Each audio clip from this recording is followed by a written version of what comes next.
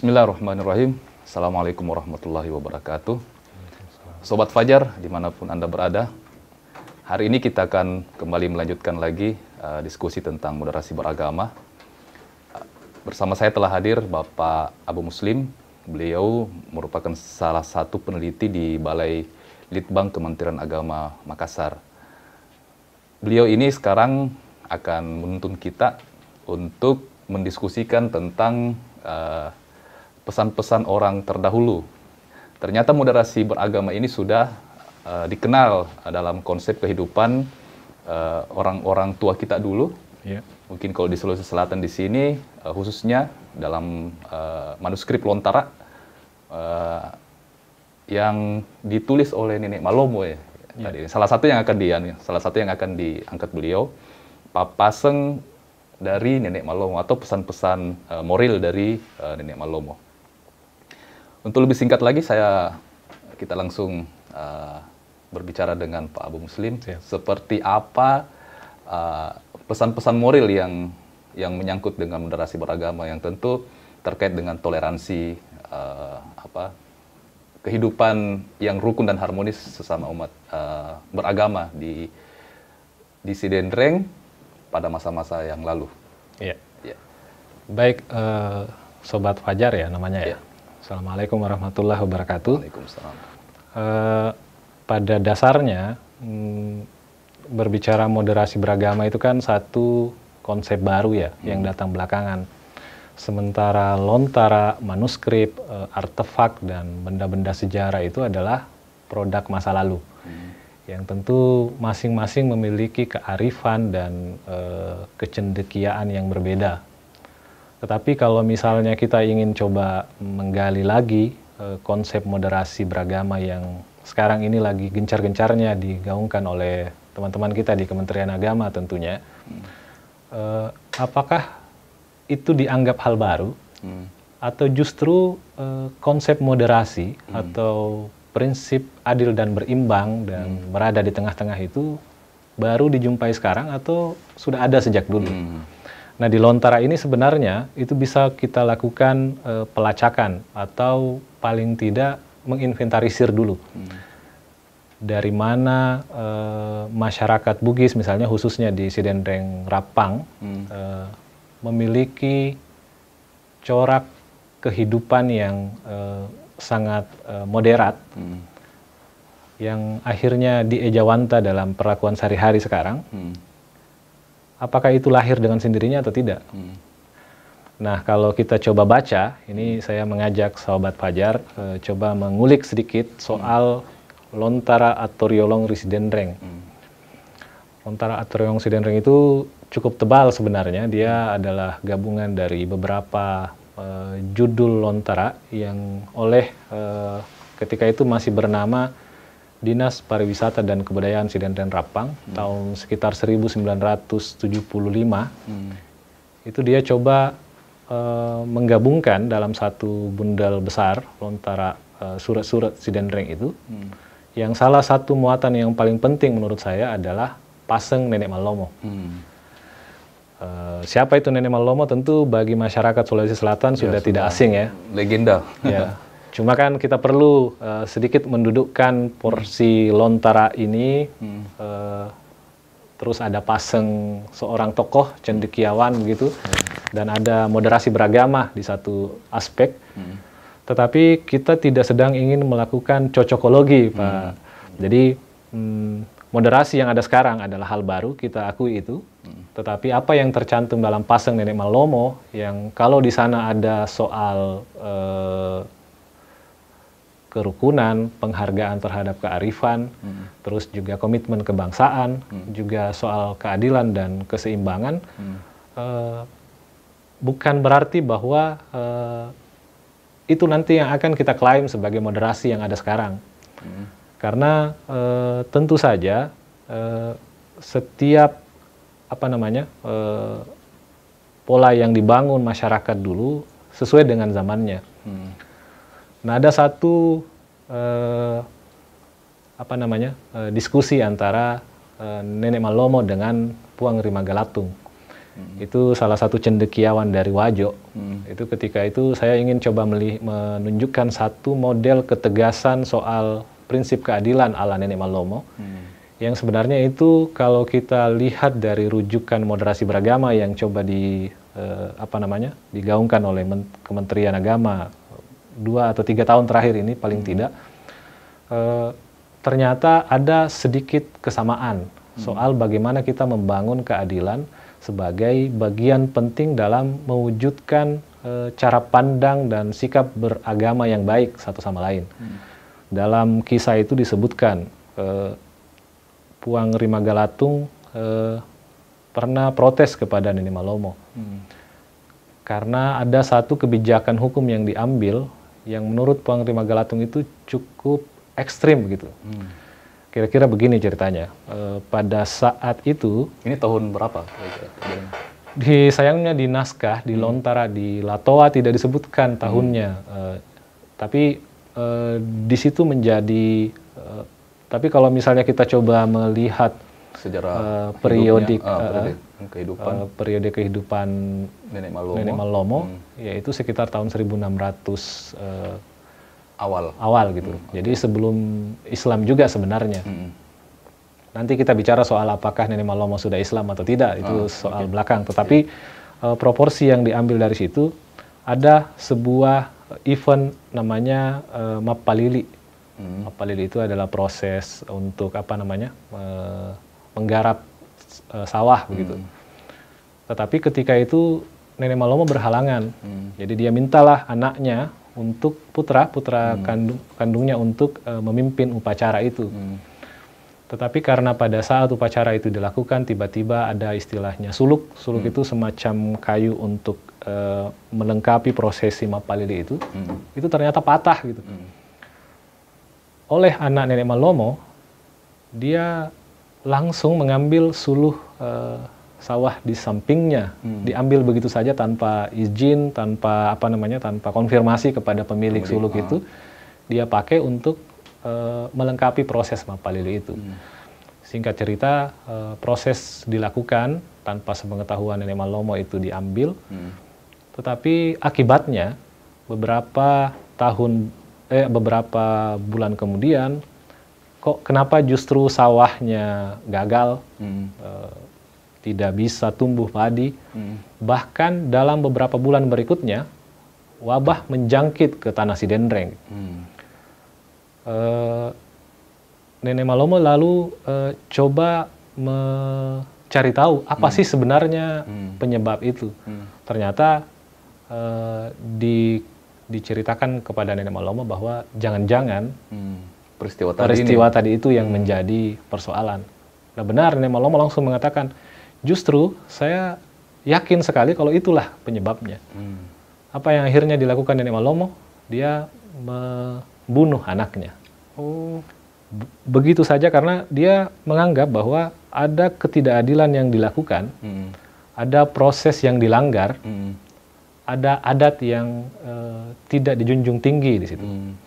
Nah, dalam konteks moderasi itu tidak ada keseimbangan sebenarnya.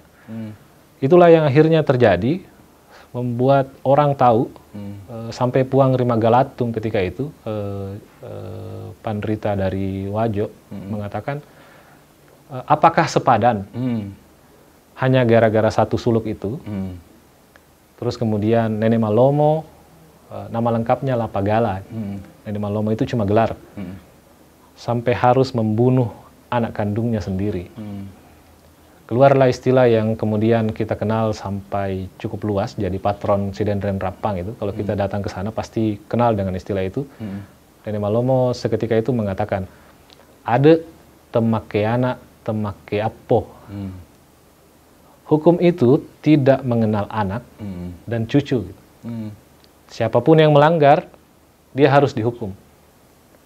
Disitulah ketegasan yang akhirnya membuat orang segan kepada Nenek Malomo dari dulu sampai sekarang. Selain itu memang banyak sekali ruang ekspresi dari Nenek Malomo yang menunjukkan ketinggian ilmunya begitu, kecendekiaan orang bilang. yang kalau misalnya kita sering mengenal istilah Resopa, Temangingi, Nama Lomo, Naletei Pamasya Dewata misalnya, itu adalah bagian dari cara pandang Nenek Malomo sebenarnya. Meskipun akhirnya bisa kita temukan di hampir di beberapa daerah di Sulawesi Selatan yang latar belakang kesukuannya Bugis. Tetapi itu tidak usah kita perdebatkan. Tetapi nilai apa yang sebenarnya kita bisa ambil dari situ? Misalnya orang yang bekerja keras dengan keteguhan dan kesungguhannya, itu akhirnya bisa dapat memperoleh rahmat Tuhan. Dari ragam ekspresi dan pasang itulah kemudian kita bisa melihat ternyata kesungguhan masyarakat kita dulu untuk mengatur sendi-sendi kehidupan itu sudah mulai ada kan gitu. Bahkan ditulis dalam kutipan-kutipan Lontara. Nah sayangnya tidak seluruh Lontara itu bisa kita akses sekarang. Mungkin ada beberapa warisan itu harus kita ke luar negeri dulu. Oh, ke Leiden mungkin. Ke Leiden, ya, Belanda. Saya juga pernah jalan-jalan ke Leipzig, Jerman. Ternyata di sana ada manuskrip Bugis juga. Dan potensi yang ada di situ tidak hanya bicara soal sejarah begitu saja, tetapi juga ada paseng, ada juga rangkaian peristiwa. Surat menyurat antara Raja Bugis dengan misalnya saudagar dari Persia itu berlangsung. Jadi memang dulu peradaban kita itu sudah cukup maju. Jadi dari apapun misalnya konsep baru yang coba ditanamkan, kalau kita coba merefleksi ke belakang, itu tinggal istilahnya di retreat and reflex begitu, dipanggil kembali aja gitu. Bukan hal baru. Moderasi pun kalau kita ulik manuskripnya, ternyata banyak sekali unsur-unsur moderasi yang sudah tertanam. Selain dari kisah Nenek Malomo tadi itu, mereka di situ juga ada misalnya salah satu yang saya terpaksa coba minta izin baca dulu lontaranya ini. Di situ disebutkan dalam konteks toleransi sebenarnya Nenek Malomo juga menjadikan poin penghargaan terhadap penganut agama yang berbeda dengan perlakuan yang sama dalam peranata sosial dan hukum. Bagaimana bunyi lontaranya begini. Makedatopi ade rioloe idik maneng to siloleng-loleng rikaperee teseisai ripangunawange situdangemui matoai natangai riakuan nawai. Jadi menurut pula hukum adat orang dulu bahwa kita sebenarnya semua itu sudah bergaul bahkan dengan orang yang berbeda agama sekalipun. Di situ disebut tes siloleng-loleng ri KPRE. KPRE itu kan kalau makna sekarang agak pejoratif gitu ya. Orang malah justru menunjuk seseorang dengan KPRE itu yang kita rasa justru ada kesan menghardik. Sementara dulu orang tua kita dengan orang KPRE itu mereka duduk sama-sama. KPRE itu udah mungkin istilah untuk menyebut bahwa orang asing begitu. KPRE dalam terminologi Lontara itu setelah saya coba koordinasi dengan orang tua yang paham, ternyata minimal ada dua KPRE dalam pengertian non-Muslim, KPRE juga dalam pengertian kolonial Belanda gitu, karena mereka datang dengan simbol agama yang mungkin berbeda dengan agama tempatan di sini. Artinya tidak ada diksi negatif penyebutan kafir itu. Dan seperti sekarang kan ketika orang menyebutkan kafir itu kan muatannya sangat menghukum sekali. Menghukum sekali. Itulah yang saya maksud tadi. Kita kalau menyebut orang kafir itu seperti menghardik. Sementara mereka menempatkan kafir itu sebagai partner dalam berkomunikasi. Oke, berbeda, tetapi dalam konteks masyarakat, kita boleh saling mengisi tempat dan ruang yang sama gitu. Tidak ada yang mengatakan bahwa saya meskipun bangsawan lebih tinggi posisinya daripada kamu karena kamu kafir, karena kamu orang yang berbeda agama dengan saya. Apalagi dalam konteks Sinden dan Rapang, ini ditulis bahkan sebelum Islam datang gitu. Jadi kafere itu adalah bagian dari produk lokal yang menunjukkan hanya pada porsi beda secara sosial, tetapi tidak dalam konteks ada yang satu yang lebih tinggi dibanding yang lain, kira-kira begitu. Ataukah justru kata kafir ini, kafir ya, Ya, menunjukkan bahwa Islam sebenarnya sudah mewarnai tata bahasa orang Sidendreng di waktu itu, meskipun Islam secara resmi belum menjadi agama ya. Karena kan kafir itu dalam bahasa dia lebih dikenal sebagai bahasa Arab kan. ya. Boleh jadi sebenarnya karena Islam di Sulawesi Selatan itu kalau resminya kan berdasarkan anutan kerajaan, misalnya 1605 kalau Sulawesi Selatan, terus di Sidendreng itu 1607, itu sudah lumrah sekali. Tetapi ada pedagang, saudagar Arab yang datang ke Nusantara misalnya, dia tentu melakukan kontak dengan masyarakat. Tidak berdakwah barangkali, tetapi dalam proses perdagangannya orang pasti berinteraksi kan. Nah, kosakata Arab itu menjadi sesuatu yang saya kira mahfum aja dalam perjalanan periode kesejarahan atau Islamisasi Sulawesi Selatan. Terlebih kalau kita baca Lontara sekarang, itu banyak sekali naskah manuskrip yang beraksara serang. Aksara serang itu tulisannya seperti huruf hijaiyah dalam Quran itu, tetapi kalau kita baca, dia bahasa lokal. Bahasa Bugis. Bahasa Bugis atau bahasa Makassar. Arab Pegon orang bilang. Iya, Arab Pegon. Makanya orang tua dulu kita itu cara belajarnya langsung menulis aksara hijaiyah. Aksara hijaiyah. Tapi dengan pelafalan lokal. Lontara. Nah, ini Pak Abu Muslim, ada satu yang menarik tadi tentang moderasi beragama dalam tinjauan ini, Lontara tadi. Yeah. Sekarang kan Kementerian Agama nampaknya menggaungkan moderasi beragama karena ada kekhawatiran toleransi kita lagi terancam. Yeah. Kan seperti itu. Jadi sampai Kementerian Agama, ayo kita perkenalkan tentang moderasi beragama ini, tentang toleransi dan sebagainya, untuk merukunkan antar kehidupan umat beragama Indonesia. Apakah ini juga terjadi di masanya Nenek Malomo sampai harus ada pesan-pesan moderasi beragama ini? Iya sih, tapi kan dulu konsep moderasi beragama itu belum belum digaungkan. Tidak menjadi ancaman seperti sekarang.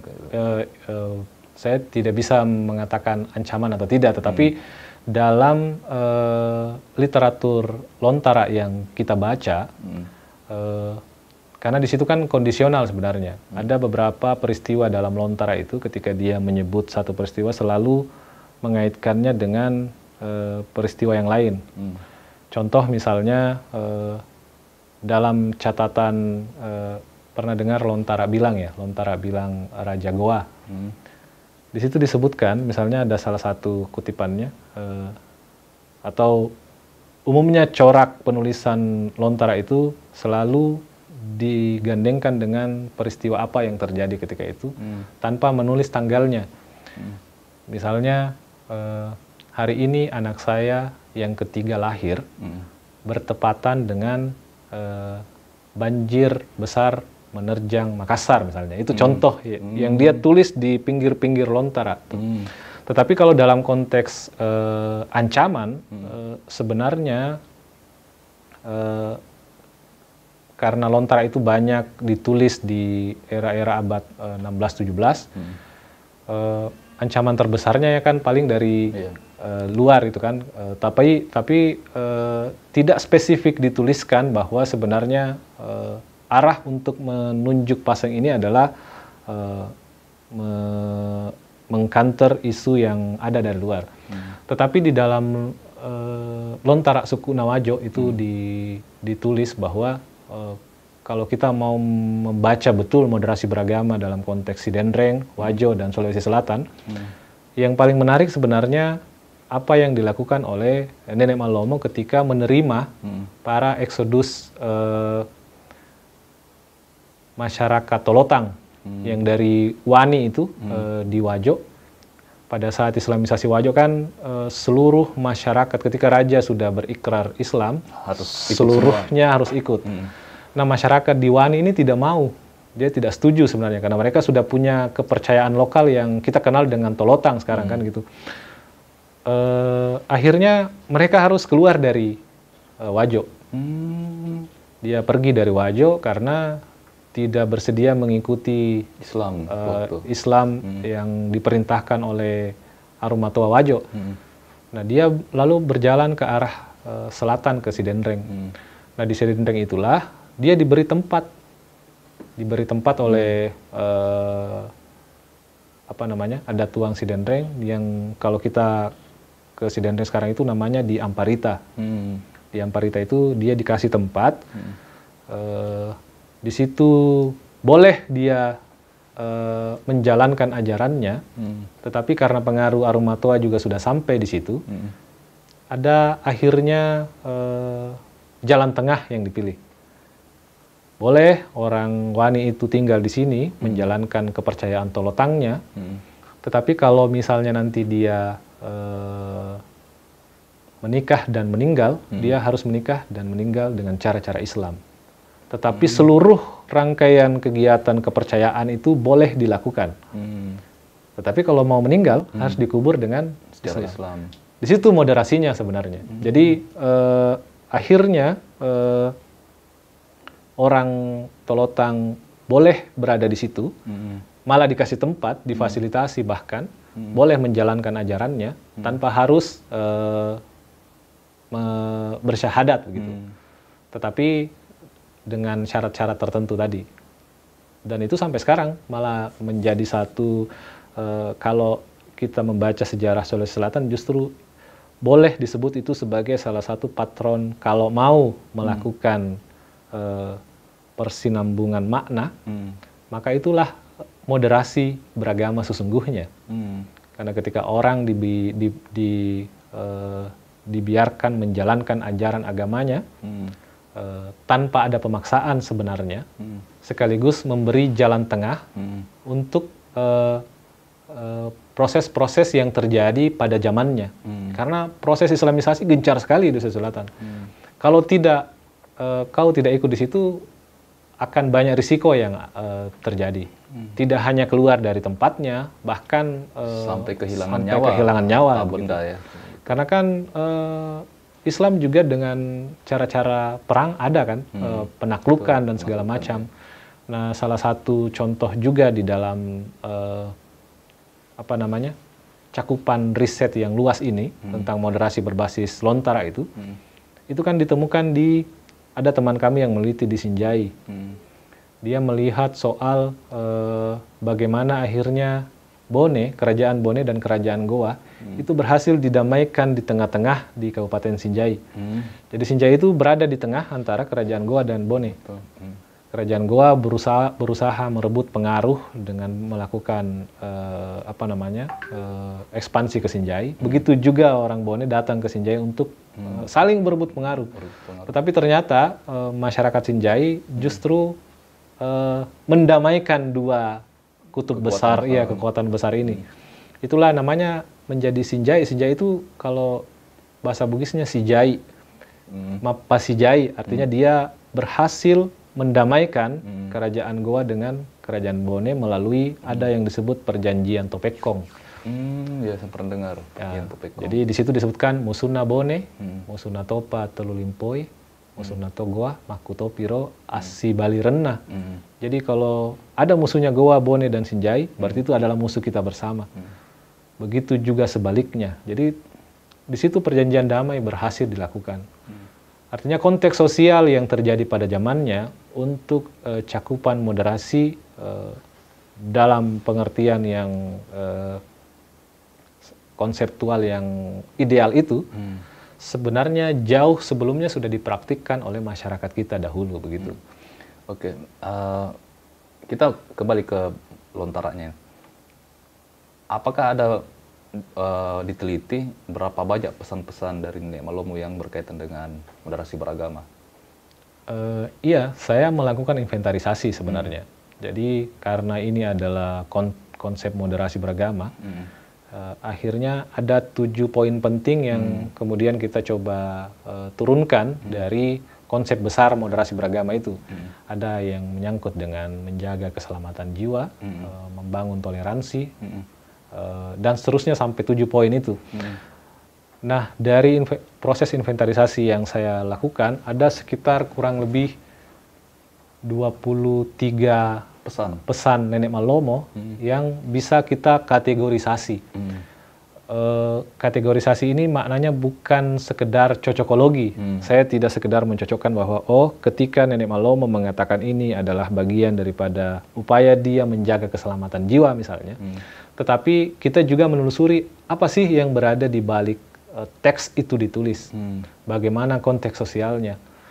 Dan itu yang kadang-kadang para filolog lupa gitu, para peneliti manuskrip lupa melihat konteks yang terjadi pada zamannya. Seperti yang saya sebutkan tadi bahwa yang peristiwa pembunuhan itu. Kalau kita tidak membaca konteksnya, maka cara pandang kita sama dengan Puang Rima Galatung yang menuduh, tidak sepadan itu. Anda membunuh anaknya hanya gara-gara tongkat. Tetapi karena Nenek Malomo sedang ingin menunjukkan kepada seluruh masyarakat bahwa hukum itu harus ditegakkan sebagaimanapun pahitnya gitu. Jadi dia langsung memproklamirkan ada temakeana, temakeapo gitu. Adat itu tidak sama sekali, hukum itu tidak boleh memandang, kalau istilah sekarang tidak boleh nepotisme, tidak boleh kolusi, tidak boleh korupsi misalnya. Itu jauh sebelumnya sudah diperhatikan dan kalau kita baca secara kontekstual, ternyata itu adalah proses memberi pemahaman hukum secara praktis gitu. Tidak hanya konsep, jangan-jangan cuma bicarana, begitu dia bilang. Bahwa ada orang yang dengan argumentasi hukumnya bisa mengatakan segala hal, tapi Nenek Malomo langsung. Walaupun memang ya secara umum sadis ya, maksudnya terlalu keras.